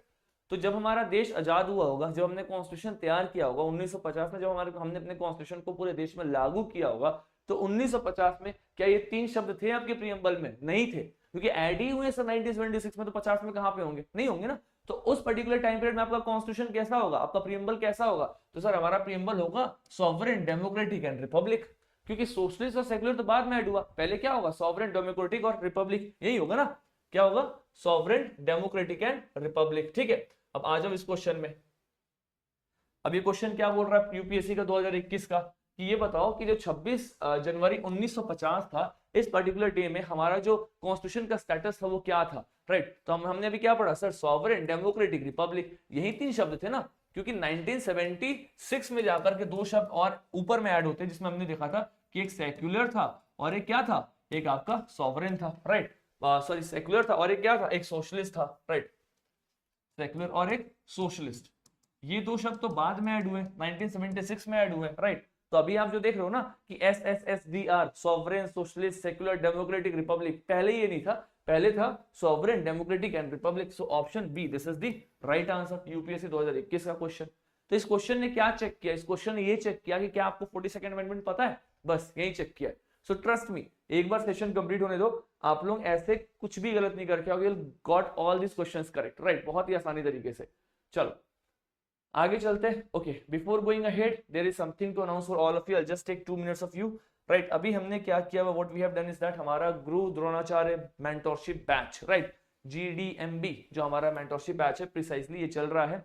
और इस पर्टिकुलर बैचेस में, मेंटोरशिप में हम क्या करा रहे हैं? तो सर हमने जो भी एस्पिरेंट है जो 2026 से 27 को टारगेट करना चाहते हैं, एक सबसे बड़ी प्रॉब्लम उनके लिए आती है कि हम डेली बेसिस पे उतनी प्रोडक्टिविटी के साथ काम नहीं करते, क्योंकि अल्टीमेटली हमें खुद से पढ़ना होता है. तो बहुत ज्यादा डिस्टर्बेंसेस, डिस्ट्रैक्शन, डीमोटिवेशन आता है. तो इस पर्टिकुलर सेशंस के थ्रू आपको डेली बेसिस पर टारगेट मिलेगा कि आपको हर दिन क्या कवर अप करना है, शाम को आपको ग्रुप में बताना है कि आपने कितना कवर किया, प्लस मेंटोर आपको पूरा शेड्यूल शेयर करेगा कि आपको इस महीने में इस सब्जेक्ट को कितना कवर करना है। उस पर्टिकुलर शेड्यूल से हम ये इंश्योर करेंगे कि जिस दिन आपका साल खत्म होगा, जब आप प्रीलिम्स के नजदीक आओगे, तो आपका कितना बार सारी चीजें कंप्लीट होकर रिवाइज हो चुकी होंगी। तो हमने इसमें बहुत माइन्यूट लेवल पे स्टडी प्लान को डिकोड किया हुआ है, इनफैक्ट डेली बेसिस पे आकर के डिकोड किया हुआ है। अगर मैं मेंटोर के बारे में बताऊं तो Shruti ma'am has given 1 UPSC mains, Sarvar sir has given 3 UPSC mains, Solanki sir ये अभी मेंटोरशिप कर रहे थे बट अभी रिसेंटली इनका यूपीएससी असिस्टेंट कमांडेंट क्लियर हो गया, so he will be leaving, right. Sir ने सीएपीएफ दिया था, इसके पहले उन्होंने बहुत बार एसएसबी इंटरव्यूज भी दिया था बट उसमें नहीं हो पा रहा था, बट सीएपीएफ यूपीएससी अभी इस बार जस्ट 4 दिन पहले रिजल्ट आया, so he is cleared, he has got some good rank there, 300 something, 307 I think, and he is going for that. Baki, he is the Chandan sir who is looking for the content. He is also author. He has written a lot of books for the different academies of Karol Bagh or in UPSC Verticals, right? तो ये हमारे mentors हैं. This is the batch. The point is that we always assure that the quality should be there. The mentors have that qualification, that eligibility. In fact, they are doing something good for aspirant as well. Coming to the part कि आखिरकार में ये schedule, ये plan कैसे बनाया गया, तो I'll just take 1 minute to explain. जैसे आप यहाँ पे देख सकते हो इस पर्टिकुलर पिक्चर में कि जुलाई अगस्त ऐसा हमने करके ना पूरे साल का प्लान बनाया हुआ, राइट। अब मैं अगर आपको जुलाई का बताऊं तो इनिशियल 2 वीक में हम क्या कर रहे हैं, इंडियन पॉलिटी का लक्ष्मीकांत 2 घंटे आप रीड करोगे, 1 घंटे नोट्स बनाओगे और एमसीक्यू सॉल्व करोगे। तो ये हमने एक बहुत ही क्या बोल सकते हैं रफ स्केच में प्लान दे दिया कि चलो आपको शुरू के 2 हफ्ते पॉलिटी पढ़ना है, लास्ट के 2 हफ्ते मॉडर्न इंडिया का स्पेक्ट्रम पढ़ना है। लेकिन अगर हम इसको डिटेलिंग में देखेंगे तो आपको क्या देखने को मिलेगा कि सर जो आप इनिशियल 2 वीक में पॉलिटी पढ़ोगे तो पॉलिटी में constitution, preamble, fundamental right, fundamental duties को आपको पहले वीक में पढ़ना पड़ेगा। इतना आपको टॉपिक को एट एनी कॉस्ट कंप्लीट करना है। अगले 2 वीक में आप इंडियन पॉलिटी में union government, parliament, president and PM cover up करोगे। तो यहाँ पे ना बहुत बेसिक लेवल पे जाकर के हमने प्लान को बाइफरकेट किया, तोड़ा है, सिर्फ 1 महीने के लिए नहीं, पूरे साल का प्लान को डिवाइड किया हुआ, राइट। इस तरीके से हमने जुलाई से लेकर दिसंबर का डिवाइड किया, फिर जनवरी से लेकर के अगले साल जो मई में एग्जाम होगा वहां तक का भी प्लान डिवाइड किया हुआ है। So it's a complete plan in which aspirant have to follow this particular schedule and along with this अगर वो कुछ और पढ़ रहे हैं तो पढ़ सकते हैं, बट इसको तो कवर करते चलना है ताकि हम मेंटरशिप में सबको एक लेवल पे लेकर चल सके। So I think this is clear to all of you. चलो now coming back to the work. Anyways, तो अब हम एक एक करके ना इन टर्म्स को डिकोड करेंगे, बहुत ज्यादा टाइम नहीं लगेगा, बहुत आराम से समझ में आ जाएगा, बहुत इजी है। सबसे पहला वर्ड आपको दिखाई देगा सॉवरेनिटी, ठीक है। क्या दिखाई देगा? सॉवरेनिटी। अब सॉवरेनिटी को अगर मुझे एक्सप्लेन करना हो कि एक्चुअली में सॉवरेनिटी क्या है, तो सॉवरेनिटी को मैं अगर एक शब्द में एक्सप्लेन करूँ ना कि सॉवरेनिटी मतलब क्या होता है, तो इट जस्ट मींस इंडिपेंडेंट, बस, और कुछ नहीं है। This is the one word meaning of this word, right. Sovereignty मतलब हमारा देश इंडिपेंडेंट है खुद के अफेयर्स को हैंडल करने के लिए। अब देखो यहाँ पे क्या लिखा हुआ है, Indian flag with sovereignty symbols, right. हमारे पास में सॉवरेनिटी सिंबल्स क्या है, सबसे पहले हम देखते हैं इंटरनल सॉवरेनिटी। इंटरनल सॉवरेनिटी का मतलब क्या है, हम अपने देश के अंदर में कुछ भी इशू होगा तो उसके लिए सॉवरेन है डिसीजन लेने के लिए। For example supreme law making power, मतलब अगर हमारे देश में अगर कोई भी समस्या है तो हमारा पार्लियामेंट उसको हैंडल करने के लिए लॉ बना सकता है, क्योंकि हमारे पास में सुप्रीम लॉ मेकिंग पावर है। This is the first thing. Second आपको दिखाई देगा एक्सटर्नल सॉवरेनिटी। एक्सटर्नल सॉवरेनिटी का लिए हमारे पास क्या है, इंडिपेंडेंट फॉरेन पॉलिसी। किसी भी देश के साथ हमें अपने रिलेशंस को ठीक करना है या चलाना है या फिर बस फॉर्मेलिटी करना है, ये पूरा का पूरा हम उसके लिए इंडिपेंडेंट है। We have that independent sovereignty. हमें किसी भी पर्टिकुलर कंट्री से रिक्वेस्ट करने की जरूरत नहीं। India is capable enough of taking decisions in the foreign policies. ये हमारा एक्सटर्नल सॉवरेनिटी दिखा रहा है, ठीक है। फिर आपको दिखाई देगा लीगल इंप्लीकेशन, मतलब क्या है, no external authority over India. कुछ भी ऐसा लीगल वाला इशू है या इंप्लीकेशन है, इंडिया खुद से उसको हैंडल करेगा, कोई बाहर से अथॉरिटी इंडिया को सजेस्ट करने के लिए नहीं आएगी, right, as simple as possible. Next आपको दिखाई देगा हिस्टोरिकल सिग्निफिकेंस में क्या है, ब्रेक फ्रॉम कॉलोनियल सबऑर्डिनेशन। मतलब क्या, जो कॉलोनियल रूल में हम रहते हैं बहुत साल तक, तो हमारे पास में कोई सॉवरेनिटी नहीं थी, क्योंकि कहीं ना कहीं ब्रिटिशर्स ने जैसा बोला वैसा इंडिया ने फॉलो किया और उस तरीके से हमें रूल किया गया, राइट। लेकिन अब हमारे पास में क्या है, so today we have that sovereignty. तो अभी इंडिया अपने डिसीजंस को अपने हिसाब से ले सकता है, as simple as possible. I think this is clear to all of you. चलो just a second, let me put my laptop on charge. Yes, okay fine, cool. Next आपको दिखाई देगा, ऑब्वियस सी बात है, पार्लियामेंट की सॉवरेनिटी है, constitutional की supremacy है। मतलब हमारा पार्लियामेंट सॉवरेन है डिसीजंस लेने के लिए, और हम संविधान के दायरे में हमारा पार्लियामेंट डिसीजंस लेगा। ऐसा नहीं कि पार्लियामेंट के पास में पावर है तो पार्लियामेंट कुछ भी डिसीजन ले, this is not something like that, ठीक है। ये आपको सॉवरेनिटी के अलग अलग पिलर्स दिखाई देंगे। अब देखो, सॉवरेनिटी को समझने के लिए प्रीलिम्स ओरिएंटेड पॉइंट में आप देखो तो सॉवरेनिटी जस्ट मींस इंडिपेंडेंट, एक शब्द में। आपका प्री का क्वेश्चन वहीं से लग जाएगा। लेकिन मैंने जो इतने सारे डिमेंशंस आपको एक्सप्लेन किए हैं, ये डिमेंशंस या ये पॉइंट्स आप मेंस में यूज कर सकते हो अपने आंसर्स में। अगर सॉवरेनिटी के एंगल पे कोई भी क्वेश्चन पूछा जाता है, you can definitely address all these particular dimensions, you can address all these particular points in the answer. External sovereignty, internal sovereignty, legal implications, ऐसे पॉइंट्स के थ्रू आप इसको जस्टिफाई कर सकते हो। So that is also very very relevant for the mains work, ठीक है। अब देखो आगे आपको दिखा रहा हूं मैं सोशलिस्ट। सोशलिस्ट के कुछ इंपॉर्टेंट से पिलर है, प्रिसाइजली मैं बताऊं तो सोशलिज्म में आपको 5 अलग अलग पिलर्स दिखाई देंगे। क्या है? तो देखो सबसे पहले तो सोशलिज्म में हमने देखा हुआ है कि सर हमारे पास में ना एक मिक्स्ड इकोनॉमी है। इसको अच्छे से समझना, क्या है हमारे पास में? We have is the mixed economy. मतलब हमेशा याद रखो, एक होता है कैपिटलिज्म, ठीक है, और एक होता है कोर सोशलिज्म। अब ये समझना, एक होता है कोर कैपिटलिज्म, एक होता है कोर सोशलिज्म। कोर कैपिटलिज्म मतलब एक ऐसा जगह जहां पे आप ये कहते हो कि जिसके पास में जितना अच्छा पैसा है, जो जितना अच्छा व्यापार कर पा रहा है, जितना पैसा बना कर रहा है, उसके पास में उतना ही आप कह सकते हो कि पावर होना चाहिए। मतलब capitalism somewhere promotes privatisation, right. Capitalism somewhere promotes meritocracy, मतलब मेरिट के हिसाब से अगर कोई ग्रो कर रहा है तो let that person grow, right. ये मेरिटोक्रेसी को ग्रुप सपोर्ट करता है। Socialism thinks about society as a whole. Socialism society, मतलब ऐसा नहीं होना चाहिए कि कोई एक इंसान बहुत ज्यादा रिसोर्स होल्ड कर रहा है, बहुत पैसा कमा रहा है, और कोई दूसरा उसके पास खाने के लिए पैसे नहीं है। मतलब सोसाइटी में इक्वालिटी होनी चाहिए, ऐसा नहीं हो कि इनइक्वालिटी बढ़ जाए। तो देखो जो कैपिटलिज्म है, ये जब एक इंसान के एफर्ट को सपोर्ट करेगा, सपोज करो अगर मैं कुछ बहुत अच्छा कर रहा हूं और मेरी गवर्नमेंट मुझे बोल रही है कि तुम करो, तो ऑब्वियस सी बात है सर, मैंने मेहनत किया है, मैं मेरिटोरियस हूं, तब मुझे वो चीजें मिली है, राइट। तो मैं उस मुकाम पे पहुंचा हूं, मैं करोड़ों रुपए बना रहा हूं, मैं बहुत महंगी गाड़ी में घूम रहा हूं, तो government will support you that you should do it, right. That is the capitalism वाली सोसाइटी। और इसमें इनइक्वालिटी बढ़ेगा, ऑब्वियस सी बात है। अब जो इंसान बहुत ही आलसी टाइप का है, लेजी है, काम नहीं कर रहा, उसके पास में कुछ भी रिसोर्स नहीं है, तो वहां पे तो डिफरेंस बढ़ेगा। सोशलिज्म में क्या है? डिफरेंसेस होते हैं बट थोड़े कम होते हैं, क्योंकि जो स्टेट होता है ना, मतलब जो गवर्नमेंट होता है ना, वो प्राइवेट की सारी एक्टिविटीज को हैंडल करती है। मतलब स्टेट ऑन्स प्रोडक्शन एंड डिस्ट्रीब्यूशन। जो आपकी गवर्नमेंट है वो production of resources, distribution of resources, resource को हमें कैसे डिस्ट्रीब्यूट करना सोसाइटी में, पूरा पूरा गवर्नमेंट के पास है। किसमें? सोशलिज्म में। लेकिन कैपिटलिज्म में ये पूरा चीज प्राइवेट के पास है। प्राइवेट जिस तरीके से चाहे रिसोर्स को ऑन करे, रिसोर्स को डिस्ट्रीब्यूट करे, रिसोर्स को मल्टीप्लाई करे, it's all up to the private authorities. तो कहीं ना कहीं कैपिटलिज्म प्राइवेटाइजेशन को बहुत पिक में प्रमोट करता है, और कैपिटलिज्म का बेस्ट एग्जांपल है United states of America, USA. और सोशलिज्म और बाकी कंट्रीज आप देखो, सोशलिज्म का भी एक एडवांस वर्जन है कम्युनिज्म, जो हमें चाइना या फिर रशिया जैसे कंट्रीज में देखने को मिलता है, ठीक है। एनीवेज, तो इंडिया क्या है? इंडिया कोर सोशलिज्म को फॉलो नहीं करता, कोर कैपिटलिज्म को फॉलो नहीं करता। इनफैक्ट इंडिया एक मिक्स्ड इकोनॉमी है, वो दोनों के कुछ कुछ एंगल को फॉलो करता है। मतलब हमारे पास में हम कैपिटलिज्म भी है, मतलब हम कहीं ना कहीं प्राइवेट इंडिविजुअल एफर्ट्स को भी अप्रिशिएट करेंगे, प्लस हम ये भी देखेंगे कि सोसाइटी में ना बहुत ज्यादा इनइक्वालिटी ना आ जाए। मतलब हम कहीं ना कहीं सोसाइटी में एज अ हो सबके बारे में सोचेंगे। जब मैं आपको आगे पढ़ाऊंगा डीपीएसपी, तो आपको पता चलेगा कि आपके डीपीएसपी में ना 44th अमेंडमेंट करके एक स्पेशल डीपीएसपी को ऐड किया गया था, और उस डीपीएसपी में लिखा हुआ है कि state shall work to reduce inequality. State जो है, जो गवर्नमेंट है, ये काम करेगी कि हमारे समाज में इनइक्वालिटी कम की जा सके। ऐसा ना हो कि अमीर बहुत अमीर हो रहा है, बहुत अमीर हो रहा है, और गरीब बेचारा नीचे जा रहा है, ऐसा नहीं होना चाहिए। That should reduce, right. ये आपका डीपीएसपी स्टेट का काम है। So what I want to make point is कि ये जो सोशलिज्म वाला एंगल है, आप इसको डीपीएसपी से भी रिलेट कर सकते हो if you have read that chapter. और यही हमारा अप्रोच होगा इस पर्टिकुलर सेशन का, इस पर्टिकुलर पूरा पूरा कोर्स का, या सीरीज का, जहां पे हम एक टॉपिक को दूसरे से रिलेट करते हुए चलेंगे। Is that clear to all of you, right. तो आपको क्या दिखाई देगा यहाँ पे कि जो सोशलिज्म वाला एंगल है, इसको 42nd अमेंडमेंट 1976 में हमने ऐड किया था। मैं आपको पहले ही बता चुका हूँ, सेक्युलरिज्म मतलब सेक्युलर, सोशलिज्म एंड इंटीग्रिटी, ये तीन 42nd अमेंडमेंट 1976 में ऐड किए गए, ठीक है। इंडियन सोशलिज्म मतलब क्या है? ये एक मिक्स्ड इकोनॉमी है। हम ऐसा नहीं है कि बहुत ही मार्क्सिस्ट फॉलो कर रहे हैं या फिर बहुत सोशलिज्म को फॉलो कर रहे हैं। We are a mixed economy, a balanced economy, ठीक है।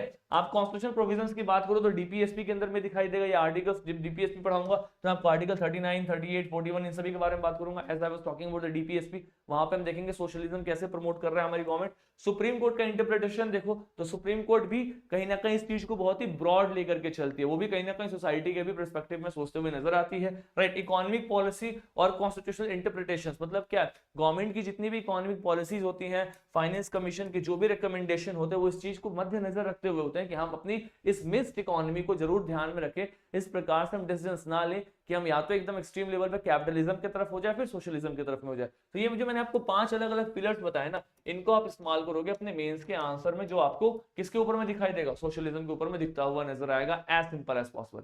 सो I think this should be very very clear to each and every one of you. ठीक है, चलिए आगे।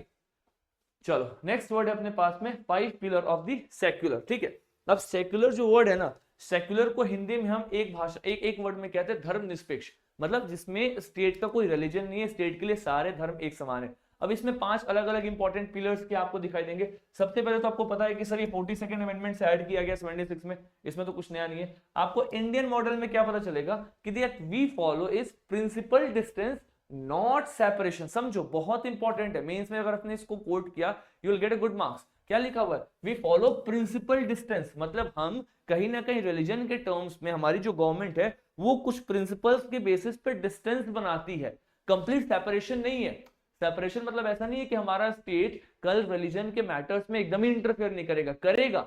अगर हमारे स्टेट को लगता है कि रिलीजन का जो मैटर है, राइट, कोई भी रिलीजन का मैटर है, ये किसी के फंडामेंटल राइट्स को वॉयलेट कर रहा है, किसी के मौलिक अधिकार, मेरे अधिकारों को वॉयलेट कर रहा है, तो हम उस रिलीजन के मैटर में इंटरफेयर करेंगे, इसको कम करेंगे। स्टेट ने बहुत सारे ऐसे डिसीजंस लिए जहां पे रिलीजियस मैटर्स में स्टेट इंटरफेयर की है, ताकि वो लोगों के राइट्स को कहीं ना कहीं प्रमोट कर सके, चाहे वो ट्रिपल तलाक का इशू है, कोई भी इशू है, राइट। ऐसा नहीं है कि स्टेट कभी भी रिलीजन के मुद्दे में जाएगी ही नहीं। ऑब्वियस सी बात है, रिलीजन के मुद्दों पे हम डिस्टेंस बनाएंगे क्योंकि हमारे लिए सारे धर्म एक समान है। बट इसका मतलब ये नहीं होना चाहिए कि कोई एक पर्टिकुलर धर्म कहीं ना कहीं किसी के फंडामेंटल राइट्स का हनन करने लग जाए, उस जगह पे आप स्टेट इंटरफेयर करेगी। अब देखो जैसे सरदार जी होते हैं, राइट, उनको हेलमेट पहनने की आवश्यकता नहीं है बिकॉज उन्होंने पग पहना होता है, तो ये भी कहीं ना कहीं स्टेट इसमें इंटरफेयर करते हैं। स्टेट इस चीज को बताती है कि सरदार अगर आप हैं, आपने पगड़ी पहना है, तो आप हेलमेट नहीं भी पहनोगे तो आप पे फाइन नहीं लगेगा। तो कहीं ना कहीं स्टेट ने इंटरफेयर किया ना रिलीजन में, बट ये पॉजिटिव इंटरफेयर किया, मतलब हमने कहीं ना कहीं एक प्रिंसिपल डिस्टेंस मेंटेन किया कि हम पॉजिटिवली ही जाएंगे और थोड़ा सा डिस्टेंस मेंटेन करने की कोशिश करेंगे। इसका मतलब ये नहीं कि हम कभी भी रिलीजन के मैटर में जाएंगे ही नहीं। फॉर एग्जाम्पल कुछ यूरोपियन कंट्रीज है, फॉर एग्जाम्पल फ्रांस, वहां पे आप ना, आपका जो स्टेट है वो पूर्ण रूप से रिलीजन से अलग है। मतलब अगर आप वहां पे टीका चंदन लगा के घूम रहे हैं, बुरखा पहन के घूम रहे हैं, तो आपके ऊपर में फाइन लग जाएगा, right, there is it's an offence there.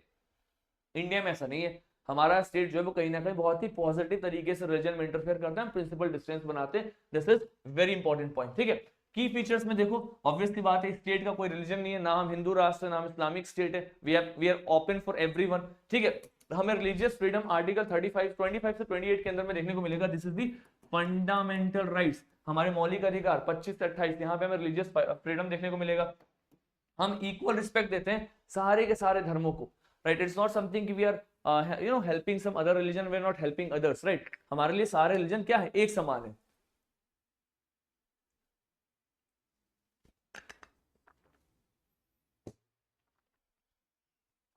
Okay, देखो लिखा हुआ है सर्वधर्म संभव, हमने ऐसे वर्ड्स का इस्तेमाल भी किया हुआ है, राइट। तो आपको ऐसे पॉइंट्स का इस्तेमाल करना अपने मेंस में। फिर आपको क्या दिखाई देगा, डेमोक्रेटिक वर्ड दिखाई देगा। अब देखो डेमोक्रेटिक जो वर्ड है ना, ये वर्ड एक्चुअली में 2 ग्रीक वर्ड से मिलकर बना हुआ, राइट। कौन कौन से वो ग्रीक वर्ड्स थे? तो सर वो जो ग्रीक वर्ड्स थे ना, वो थे डेमोस एंड क्रेटोस। ठीक है, कौन कौन से वर्ड थे sir? Demos and Kratos. Demos का मतलब होता है पीपल, लोग, और क्रेटोस का मतलब होता है रूल, राइट। तो अगर आप डेमोस और क्रेटोस को जोड़ोगे तो क्या हो जाएगा, रूल ऑफ पीपल, और यही रूल ऑफ पीपल आपका होता है डेमोक्रेसी, राइट। तो मैं आपको फिर से बता रहा हूं, the point that I want to make is कि पॉलिटी में हम जब भी पढ़ेंगे तो एक एक टर्म्स को ब्रेक डाउन करके पढ़ेंगे, ताकि कॉन्सेप्चुअल क्लैरिटी होनी चाहिए अपने पास में। These are the things which are not even given in Lakshmikant or any book, right? Not even in the NCERTs. But we will try to figure out that what is the method that we can use in which we can actually cover these things on very ground level, so that हमारे पास में conceptual clarity हो और mains में हम इसको coat कर सके। ठीक है, तो देखो क्या दिया हुआ है, ग्रीक वर्ड डेमोस और क्रेटोस से बना है, मतलब रूल ऑफ पीपल, लोगों का शासन, यानी कि मैं और आप, हम लोग ही अपने कहीं ना कहीं पॉलिटिकल स्ट्रक्चर में रूल कर रहे हैं। तो डेमोक्रेटिक सेटअप का मतलब होता है कि हम अपने लिए अपने रिप्रेजेंटेटिव्स को इलेक्ट करेंगे, और हम जिसको इलेक्ट करेंगे वो हमारे लिए जाकर के पार्लियामेंट में बैठेगा और हमारे लिए डिस्कशन करेगा। That is how the democracy means. ये होता है ना डेमोक्रेसी का मतलब। तो देखो क्या दिया हुआ है, the 5 pillars of democracy. Democracy के 5 इंपॉर्टेंट पिलर्स क्या क्या है? सबसे पहले आपको दिखाई देगा voting and democratic processes, right. क्या दिखाई देगा वोटिंग डेमोक्रेटिक प्रोसेस में? कि पॉलिटिकल डेमोक्रेसी। पॉलिटिकल डेमोक्रेसी मतलब जितने भी लोग हैं कहीं ना कहीं पॉलिटिकली अपने आइडिया के साथ अलाइन है। सपोज करो मैं एक आइडिया को एक आइडिया के साथ अलाइन हूं, मैं एक आइडिया ए को फॉलो कर रहा हूं, और एक इंसान है वो आइडिया बी को फॉलो कर रहा है, कोई आइडिया सी को फॉलो कर रहा है, कोई आइडिया डी को फॉलो कर रहा है। तो ऐसे अलग अलग पॉलिटिकल आइडियाज को सपोर्ट करने वाले लोग हैं, उनकी अलग अलग पार्टीज है। अब ऑडियंस को लगता है कि यार मैं आइडिया बी मुझे ज्यादा अच्छा लग रहा है तो बी को सपोर्ट करेंगे, कोई कह रहा नहीं मुझे डी अच्छा लग रहा है डी को सपोर्ट करेंगे। तो इस तरीके से वोट दिया जाएगा और देखा जाएगा कौन सी पॉलिटिकल पार्टी के पास, कौन सी पॉलिटिकल आइडिया के पास मेजोरिटी वोट है, जिसके पास मेजोरिटी वोट है उसकी सरकार। नहीं होता political parties, right.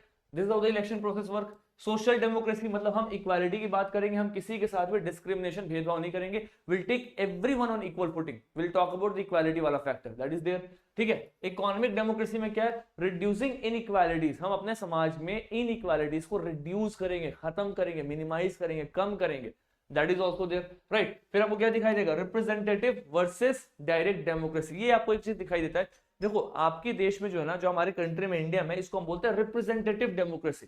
Representative democracy का मतलब है कि हमने अपने लिए किसी को चुना और वो हमें रिप्रेजेंट कर रहा है। जैसे आप देखो जब इलेक्शन होता है ना, सेंट्रल गवर्नमेंट का लोकसभा इलेक्शन होता है, तो होता क्या है कि उस लोकसभा इलेक्शन में हम किसी को चुन रहे हैं, हमने बोला कि हमारे एरिया से ये हमारे रिप्रेजेंटेटिव है R1, ऐसे एक और रिप्रेजेंटेटिव थे R2, ऐसे ही थे R3, R4। अब ऐसे जितने रिप्रेजेंटेटिव्स चुने गए हैं, ये सबके सब लोकसभा में बैठेंगे और ये हमारे लिए, हमारे एरियाज के लिए वहां पे बात करेंगे, वोटिंग के प्रोसेस में पार्टिसिपेट करेंगे, कानून बनाएंगे, लॉ मेकिंग करेंगे, लेजिस्लेशन करेंगे, राइट। तो ये कौन है, ये वो लोग हैं जिनको हमने चुना है। They are the representatives of those small what we call that term is, I am just missing the term, presidencies. Yes, वो एक छोटे से प्रेसिडेंसी से आए हुए, राइट, जहां से उनको जिताया गया है। तो इसको हम बोलते हैं सर रिप्रेजेंटेटिव डेमोक्रेसी। क्या बोलते हैं इसको, रिप्रेजेंटेटिव डेमोक्रेसी। मतलब कल किसी मुद्दे पे वोट होगा पार्लियामेंट में, तो आप जाके पार्टिसिपेट नहीं कर सकते ना, आप नहीं बोल सकते ना कि मैं आ रहा हूं पार्लियामेंट में, मैं वोट दूंगा कि मैं इसको सहमत हूं या नहीं सहमत हूं। आपके बदले कोई और पार्टिसिपेट करेगा जिसको आपने चुना एज योर रिप्रेजेंटेटिव। समझो इस चीज को। कल सपोज करो कोई बिल पास हुआ, तो वहां पे वही लोग बैठे जिनको आपने चुन करके भेजा है। आप वहां जाकर के दिल्ली में पार्लियामेंट में नहीं बोलोगे सर मैं इसके सपोर्ट में हूं, सर मैं इसके अगेंस्ट में, और आपका वोटिंग वहां पे काउंट होगा, because this is called the representative democracy, right. Direct democracy मतलब क्या होता है, जहां पे लोग डायरेक्टली पार्टिसिपेट करते हैं लॉ मेकिंग में। We do not participate directly, we participate with the help of the representatives. तो ऐसे पॉइंट्स को हमें मेंस में कोट करना है, ठीक है। क्या दिखाई दे रहा है आपको, कॉन्स्टिट्यूशनल मैकेनिज्म। अब मैं आपको आगे पढ़ाऊंगा, हमारे पास में कुछ कॉन्स्टिट्यूशनल मैकेनिज्म है इलेक्शंस को लेकर के। फॉर एग्जांपल हम इलेक्शंस को फॉलो करते हैं, लोगों के पास में फंडामेंटल राइट्स दिए गए हैं, हम सेपरेशन ऑफ पावर्स पे भी बिलीव करते हैं, मतलब लेजिस्लेटिव का, एग्जीक्यूटिव का, जुडिशरी का, सबके पावर अलग अलग होने चाहिए, और कहीं ना कहीं सेपरेशन ऑफ पावर आपको डीपीएसपी में देखने को मिलेगा। तो अभी ना इस लेवल पे, इस पॉइंट ऑफ टाइम पे, ये जो लास्ट वाला पॉइंट है ये आपको आने वाले चैप्टर्स में ज्यादा अच्छे से समझ में आएगा, ठीक है। अभी आप बस ऊपर के इस पैरामीटर को समझो और इस वर्ड को समझो, बाकी जब हम पॉलिटी कंप्लीट करेंगे ना, you will be able to understand everything very clearly, because polity को इतने क्लियर और इतने शार्प तरीके से समझना है that nothing should be left out at all, that this should be the idea, ठीक है। चलिए आगे, anyways going ahead, तो आपको दिखाई देगा अब नेक्स्ट है 5 पिलर्स ऑफ रिपब्लिक। ये इतने जो मैंने पिलर्स डाले हैं इसलिए डाले ताकि हमारे पास में मेंस के पॉइंट्स होने चाहिए, ठीक है। रिपब्लिक का मतलब क्या होता है, मतलब होता है सर हमारे जो हेड ऑफ स्टेट है वो इलेक्टेड हो। अब मैं आपसे बोलूं कि क्या ब्रिटेन रिपब्लिक कंट्री है, आप बोलोगे नहीं, क्योंकि ब्रिटेन में जो राजा है, राइट, वो कहीं ना कहीं इलेक्टेड नहीं है, उनकी एक फैमिली है, जो उस फैमिली से जो भी आ रहे हैं वो उस पर्टिकुलर पोजीशन में बैठ रहे हैं, संवैधानिक पद पे बैठ रहे हैं। लेकिन India, yes, India is elected, India is Republic country, because हमारे यहाँ पे जो भी राष्ट्रपति जाएंगे वो इलेक्शन लड़ करके जाएंगे, उनका प्रॉपर एक इलेक्टोरल कॉलेज होगा, राइट। उस इलेक्टोरल कॉलेज में जितने भी इलेक्टेड मेंबर्स हैं, पार्लियामेंट के जितने भी इलेक्टेड मेंबर्स हैं, लेजिस्लेटिव असेंबलीज के, वो पार्टिसिपेट करके वोट करेंगे। इसको हम प्रेसिडेंट में पढ़ेंगे आगे, राइट। तो हमारे पास में एक रिपब्लिक सिस्टम देखने को मिलता है। अब इसका मतलब है कि सर हेरिडिटरी रूलर कोई नहीं है, ये मैंने आपको बताया, मतलब कहीं ना कहीं जो भी आ रहे हैं वो कैसे आ रहे हैं, वो इलेक्ट होकर के आ रहे हैं। फिर कॉन्ट्रास्ट विद कॉन्स्टिट्यूशनल मोनार्की। अब कॉन्स्टिट्यूशनल मोनार्की मतलब क्या है, मतलब वहां पे जो सेटअप चल रहा है उस देश का सेटअप ऐसा है कि वहां पे राजा ही रूल करेगा, लेकिन राजा एक संविधान को फॉलो कर रहा है। समझो, राजा दो तरीके का हो सकता है, एक हो सकता है जो एब्सोल्यूट मोनार्की को फॉलो करे। किसको फॉलो करे, एब्सोल्यूट मोनार्की। अब एब्सोल्यूट मोनार्की का मतलब क्या होता है, मतलब मैं राजा हूं, मेरा जो मन कर रहा है मैं कर रहा हूं। फॉर एग्जांपल अलाउद्दीन खिलजी, बाबर, अकबर, जो भी हिस्ट्री में रहे, right, everyone they were the absolute monarchs.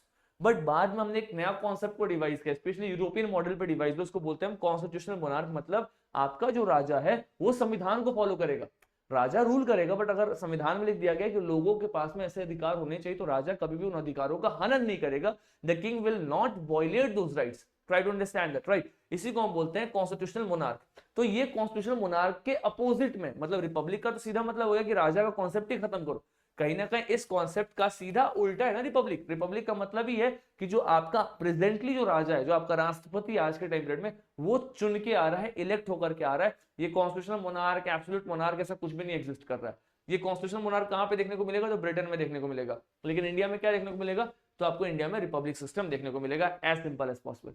ठीक है, चले now Republican values, merit based position, ये इंपॉर्टेंट है। हम रिपब्लिकन वैल्यूज को ध्यान में रखेंगे।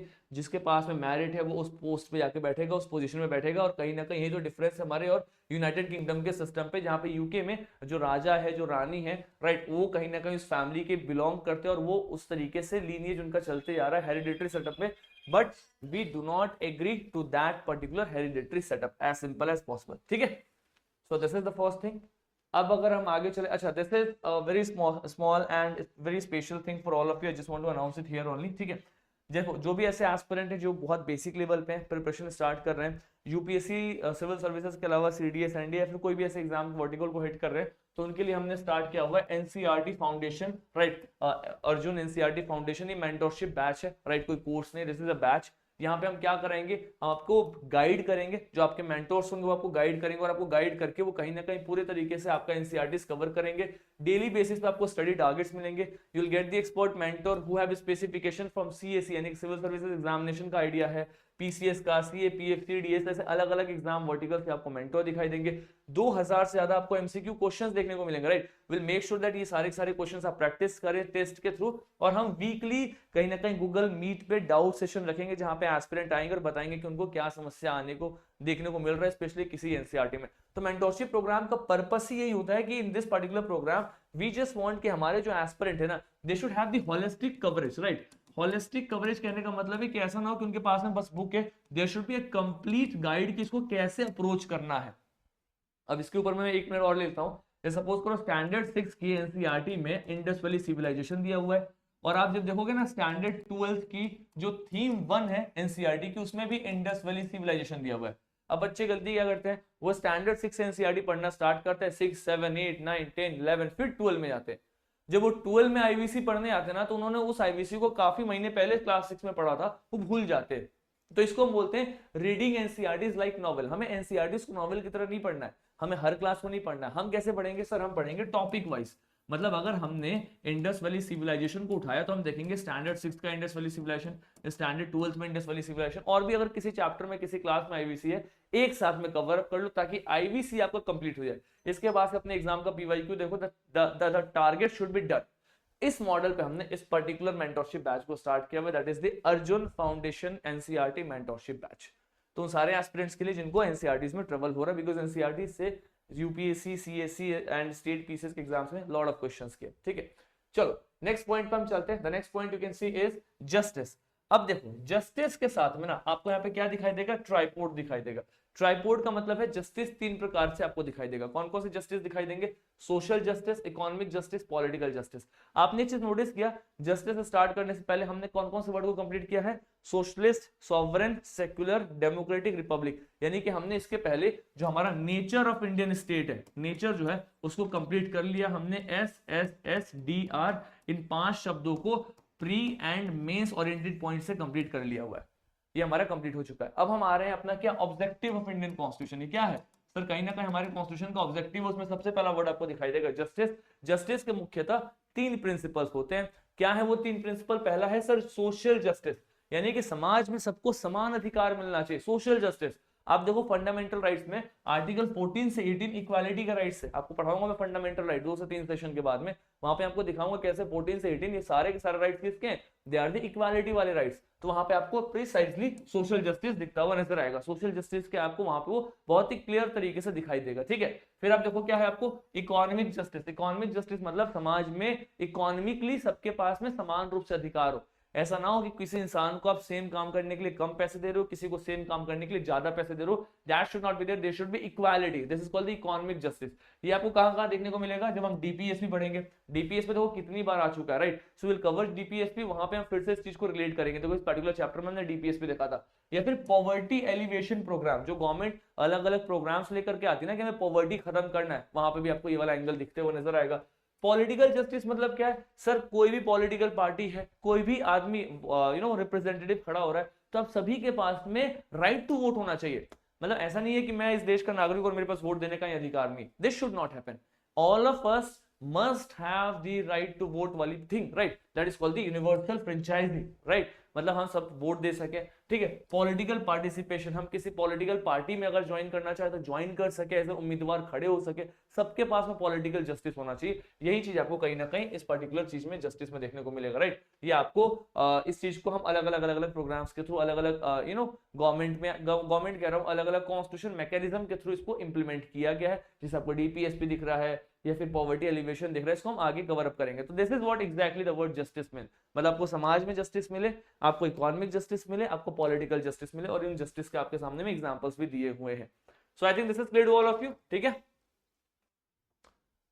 नेक्स्ट वर्ड है सर लिबर्टी। अच्छा, लिबर्टी का मतलब क्या होता है, what does the word liberty mean. बहुत लोग ना लिबर्टी और फ्रीडम एक जैसा सोच लेते हैं कि फ्रीडम एंड लिबर्टी दोनों एक है, दोनों अलग है।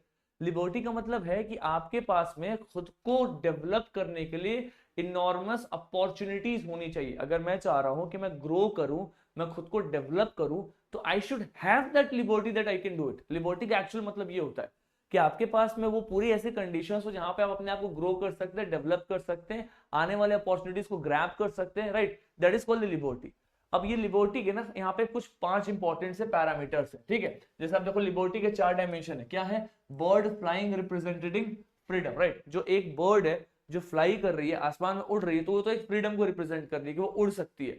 लेकिन अगर उस बर्ड को अपने आप को स्किल करना है, राइट, उस बर्ड को अपने आप को बहुत ही ज्यादा स्किल करना है, ऐसा है कि वो बर्ड आने वाले टाइम पे एक सांप को मार के खा जाए, कुछ अलग ही स्किल करना है, तो वो स्किल करने के लिए उसके पास में जो अपॉर्चुनिटीज होंगी उसको हम बोलते हैं लिबर्टी। लिबर्टी का मतलब होता है an opportunity that help you to grow yourself, आप खुद को ग्रो कर सकते हो, that is what the liberty is, right.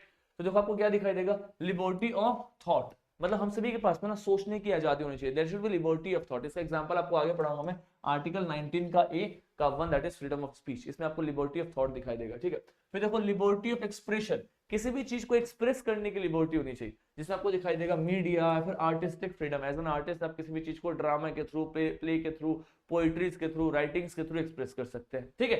फिर आपको दिखाई देगा लिबर्टी ऑफ बिलीफ, मतलब मैं किस चीज पे बिलीव करता हूँ, राइट, मैं बिलीव करता हूँ कि ये वाला ये जो आइडियोलॉजी है ये बहुत सही है, मैं बिलीव करता हूँ कि मैं एक ही भगवान की पूजा करूंगा, मैं बिलीव करता हूँ कि मैं कोई पूजा नहीं करूंगा, मेरा बिलीफ ये है कि मैं क्या बोलते हैं मूर्ति पूजन करूंगा, आइडियल वर्शिप करूंगा, मेरा बिलीफ है कि मैं आइडियल वर्शिप नहीं करूंगा। सो this is something which is my belief, right. तो ये जो आपको इंडिविजुअल बिलीफ देखने को मिलता है आर्टिकल 25 में, इसको हम बोलते हैं कंसाइंस। कंसाइंस मतलब आपका खुद का belief, that is called the conscience, right. फिर आपको दिखाई देगा liberty of faith and worship, right.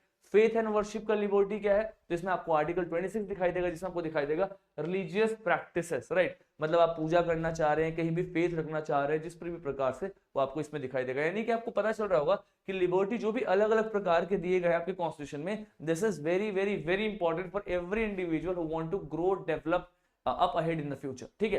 तो लिबर्टी कितने प्रकार के सर, लगभग आपको लिबर्टी 5 प्रकार के देखने को मिलते हैं, 4 अलग अलग डायमेंशंस देखने को मिलता है। तो आई थिंक ये क्लियर होना चाहिए। पहला लिबर्टी है थॉट का, दूसरा लिबर्टी है एक्सप्रेशन का, तीसरा लिबर्टी है बिलीफ का, ठीक है, चौथा लिबर्टी है आपके पास में फेथ का, और 5वां लिबर्टी है आपके पास में वर्शिप का।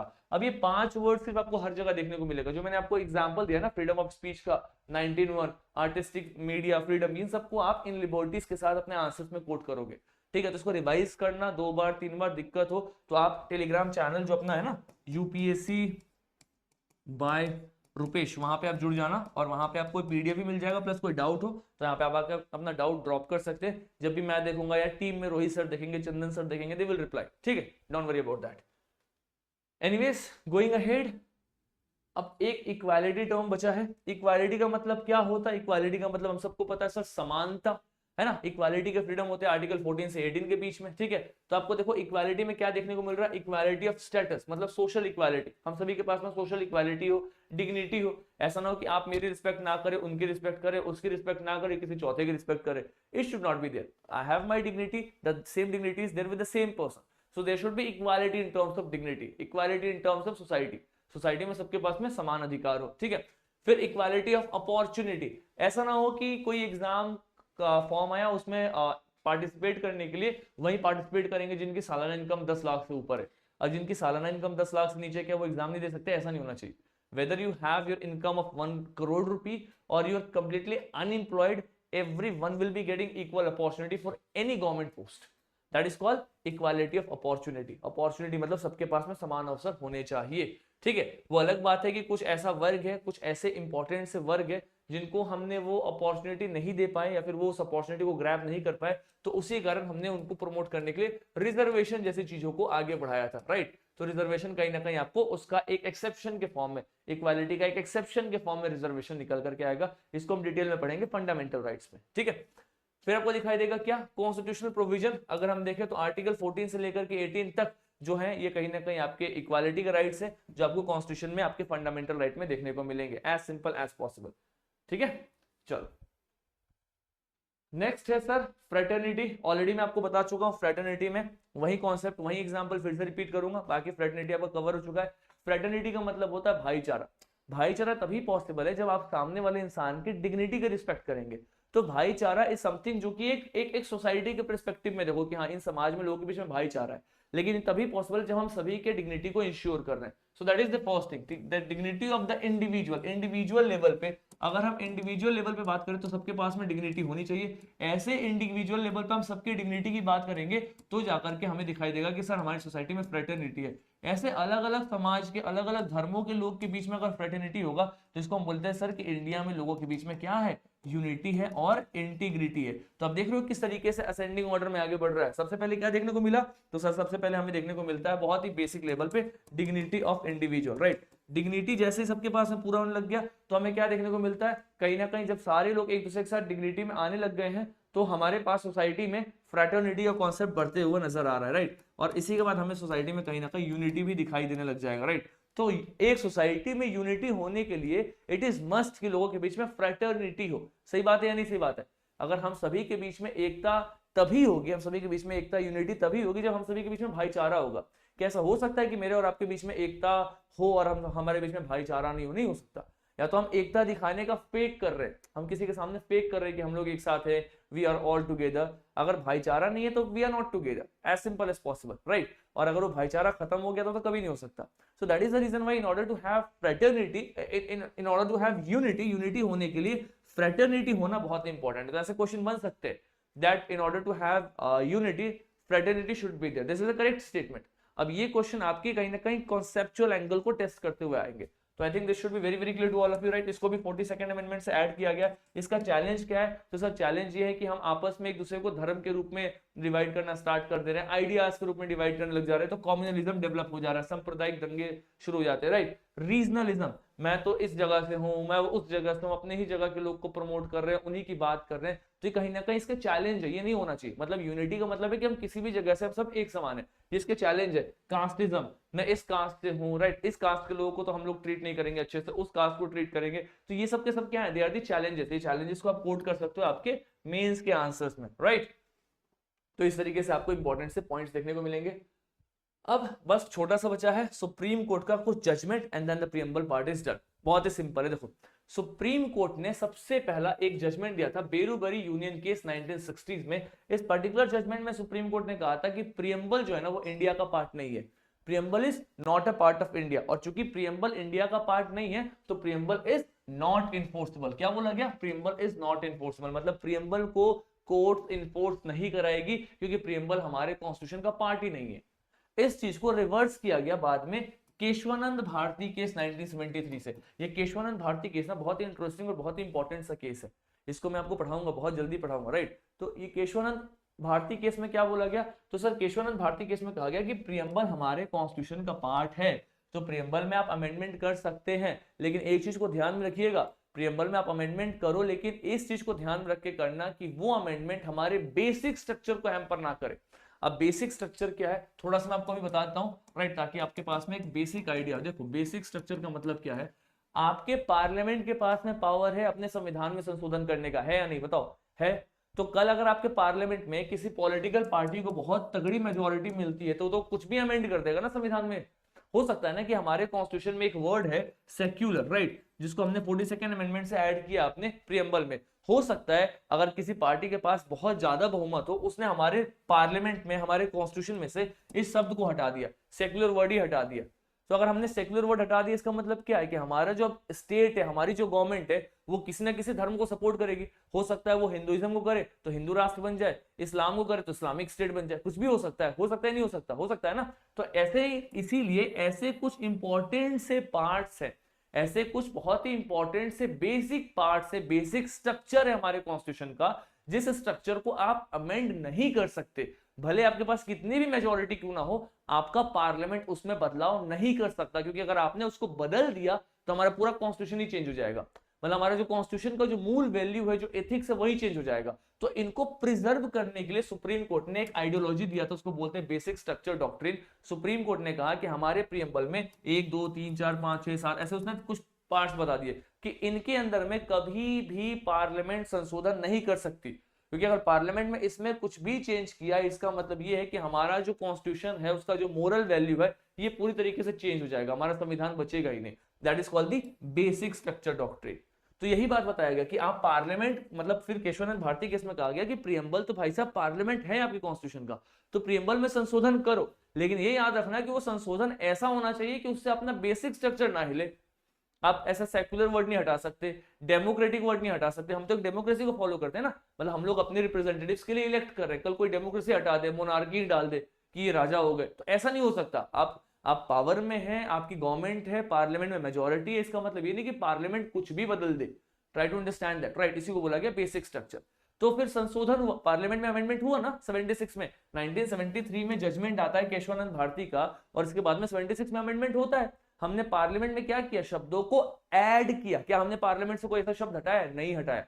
अमेंडमेंट का मतलब होता है कि या तो आप उसमें ऐड करो या फिर आप उसमें से रिमूव करो। तो रिमूवल वाले पार्ट में दिक्कत है, आप पार्ट में से कुछ भी रिमूव करोगे मतलब हो सकता है कि आप बेसिक स्ट्रक्चर को हिला रहे हो। हाँ, ऐड कर दो ना, ऐड करने में क्या दिक्कत है। आपने 3 शब्दों को ऐड कर दिया, 10 शब्द को ऐड कर दो। आपने सेक्युलर, है ना, और सोशलिस्ट और इंटीग्रिटी जैसे वर्ड्स को ऐड किया, इससे आपका बेसिक स्ट्रक्चर चेंज नहीं हो रहा है। तो आई थिंक आप सबको समझ में आ गया होगा बेसिक स्ट्रक्चर का मतलब क्या है। बेसिक स्ट्रक्चर जब पढ़ाऊंगा तो इसको डिटेल में पढ़ाऊंगा कि इसका कोई डेफिनेशन नहीं दिया गया, ना ही आपके कॉन्स्टिट्यूशन में है, ना ही आपके जुडिशरी ने दिया हुआ है। Supreme court time to time बताते रहती है अपने जजमेंट के हिसाब से कि इसमें पार्लियामेंट अभी अमेंडमेंट नहीं कर सकती, 2 साल बाद बता देगी कि इसमें भी नहीं कर सकती, इसमें भी नहीं कर सकती। ऐसी चीजों को वो सेव करती है, पार्लियामेंट से सेव करती है जुडिशरी, ताकि पार्लियामेंट उसको चेंज करके हमारे कॉन्स्टिट्यूशन को चेंज ना कर दे। तो इसको हम एक चैप्टर में कवर करेंगे आने वाले चैप्टर्स में। All I want to say is that this series are very very important, so make sure all of you watch this particular videos very consistently, right? Even if you have read this particular chapter, but यहाँ पे आपके mains और अलग अलग dimension से चीजें और clear होते हुए नजर आएगी, ठीक है।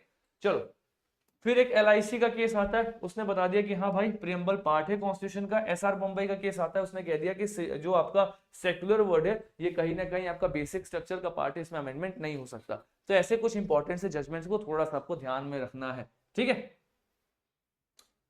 कॉन्टेम्प्रेरी रेलेवेंस की अगर आप बात करो तो कहीं ना कहीं हमारे पास में आज के टाइम पीरियड में कुछ चैलेंजेस हैं, राइट। जो हमने अपने प्रियम्बल में सोचा था उससे हट करके कुछ हमें समस्याएं देखने को मिल रहा है, कुछ चैलेंजेस फेस करने को मिल रहा है। कैसे चैलेंजेस है सर? सबसे पहला चैलेंज हमारे पास में डिजिटल चैलेंज, मतलब हमारे पास में क्या है, प्राइवेसी का इशू है, फ्रीडम ऑफ एक्सप्रेशन का इशू है ना, इशू मतलब हमारे पास में प्राइवेसी और फ्रीडम ऑफ एक्सप्रेशन के बहुत सारे इश्यूज हो रहे हैं, जबकि प्रियम्बल बोलता है ना कि आपको प्राइवेसी मिलना चाहिए, आपको एक्सप्रेस करने के लिए चीजें मिलनी चाहिए। तो ये कुछ मेंस ओरिएंटेड पॉइंट्स है। इन इकोनॉमिक इनइक्वालिटी, देखो क्या है, socialist ideas versus market economy. कहीं ना कहीं सोशलिस्ट आइडिया तो ये बोलता था ना कि सबको एक तरफ से एक जैसे ट्रीट करो, लेकिन आप देखो मार्केट इकोनॉमी में क्या हो रहा है, कहीं ना कहीं मार्केट हमेशा ग्रो हो रही है उन लोगों के द्वारा जिनके पास में पैसा बहुत ज्यादा है। शेयर बाजार, बाकी चीजों को आप देखो तो कहीं ना कहीं जो हमारे प्रियम्बल में लिखी हुई चीजें उनको ये अपोज कर रहे हैं, उनके कॉन्ट्रास्ट में दिख रहे हैं, मतलब they are the challenges of the preamble, ठीक है। नेक्स्ट देखो क्या है, रिलीजियस टेंशन। हमने बोला कि सर सेक्युलर प्रिंसिपल्स होंगे लेकिन हमेशा इसके ऊपर में टेस्ट होते रहता है। मतलब कहीं ना कहीं कोई बोलता है कि हम इस प्रोसेशन को निकालेंगे, हम नवरात्रि निकालेंगे, कोई कह रहा है कि नहीं हम ईद का ये फेस्टिवल निकालेंगे और वहां पे हमें कॉम्युनलिज्म और टेंशन देखने को मिल रहा है। ऐसी चीजें कहीं ना कहीं उसके लिए एक चैलेंज बन जा रहा है। फेडरल चैलेंज की अगर मैं बात करूं तो यूनिटी इंटीग्रिटी, राइट, लोगों के बीच में यूनिटी का इशू है, भेदभाव होना स्टार्ट हो जाता है, राइट। क्लाइमेट चेंज आप देखो, कहीं ना कहीं क्लाइमेट चेंज से हम इस तरीके से समस्या डेवलप हो रहा है, इसके कारण जो हमारा इंटर जनरेशनल जस्टिस है, मतलब हमारे आने वाला जो जनरेशन होगा उसको हमें जिस प्रकार का क्लाइमेट देना चाहिए था हम उसके साथ वो जस्टिस नहीं कर रहे, कहीं ना कहीं हम उसके साथ सोशल जस्टिस नहीं कर रहे, हमें जो मिला उससे बेटर मिला, हम उसको और खराब दे रहे हैं, राइट। तो this is what is called also a challenge, it's also a challenge, right. तो climate change you can see there. तो with this we have covered the entire Indian preamble, right. और मैंने यहाँ पे लास्ट में एक ये टर्म ऐड कर दिया था ताकि मैं आपको फिर से बता सकूंगा कि हमने आज क्या क्या सीखा। तो हमने सीखा है सर कि we the people of India मतलब source of authority, sovereign socialist secular democratic republic मतलब नेचर ऑफ इंडियन स्टेट, ये आपके हो गए ऑब्जेक्टिव टू बी अचीव्ड। और लास्ट में जो 26 नवंबर दिया हुआ है ये सर आपका हो गया क्या, ये 26 नवंबर आपका हो गया date of enactment, as simple as possible. तो in today's class we have thoroughly completed secularism, preamble, and after this class I sincerely feel आपको कहीं से कुछ भी प्रियम्बल नहीं पढ़ना, ना एनसीईआरटी में, ना लक्ष्मीकांत में, ना कहीं कुछ, सब कुछ कवर हो गया। प्रीलिम्स एंड मेंस एक काफी अच्छे कंटेंट के साथ। आपका काम ये है कि इसको आपको 10 बार रिवाइज करना है, चाहे आप इस वीडियो को 2027 में देखो, 2030 में देखो, जब भी देखो। स्टैटिक पार्ट यही था, आज से 10 साल पहले, 12 साल, 15 साल पहले भी, 2015 में, 2010 में भी लोग यही सेकुलरिज्म पढ़ते थे, आज भी लोग यही पढ़ेंगे। रिसेंट अमेंडमेंट 1976 में हुआ, उसके बाद में अमेंडमेंट नहीं हुआ, तो 77 से लेकर के लोग यही पढ़ते आ रहे हैं आपका प्रियम्बल, राइट। तो आप भी आगे यही पढ़ोगे। तो whenever you watch this video, whenever you watch that series, this is relevant, this will be relevant to you, just make sure आप बस इसको देख करके ना चल रहे हो, अपने से नोट्स बनाना और इसको आप डाउनलोड कर लेना UPSC by UPS Telegram channel से, उसके बाद से आपकी चीजें वहीं पे हैंड टू हैंड कवर हो जाएगी। So this is for today, thank you so much everyone, see you in some other session, तब तक के लिए टेक केयर, चलो थैंक यू सो मच।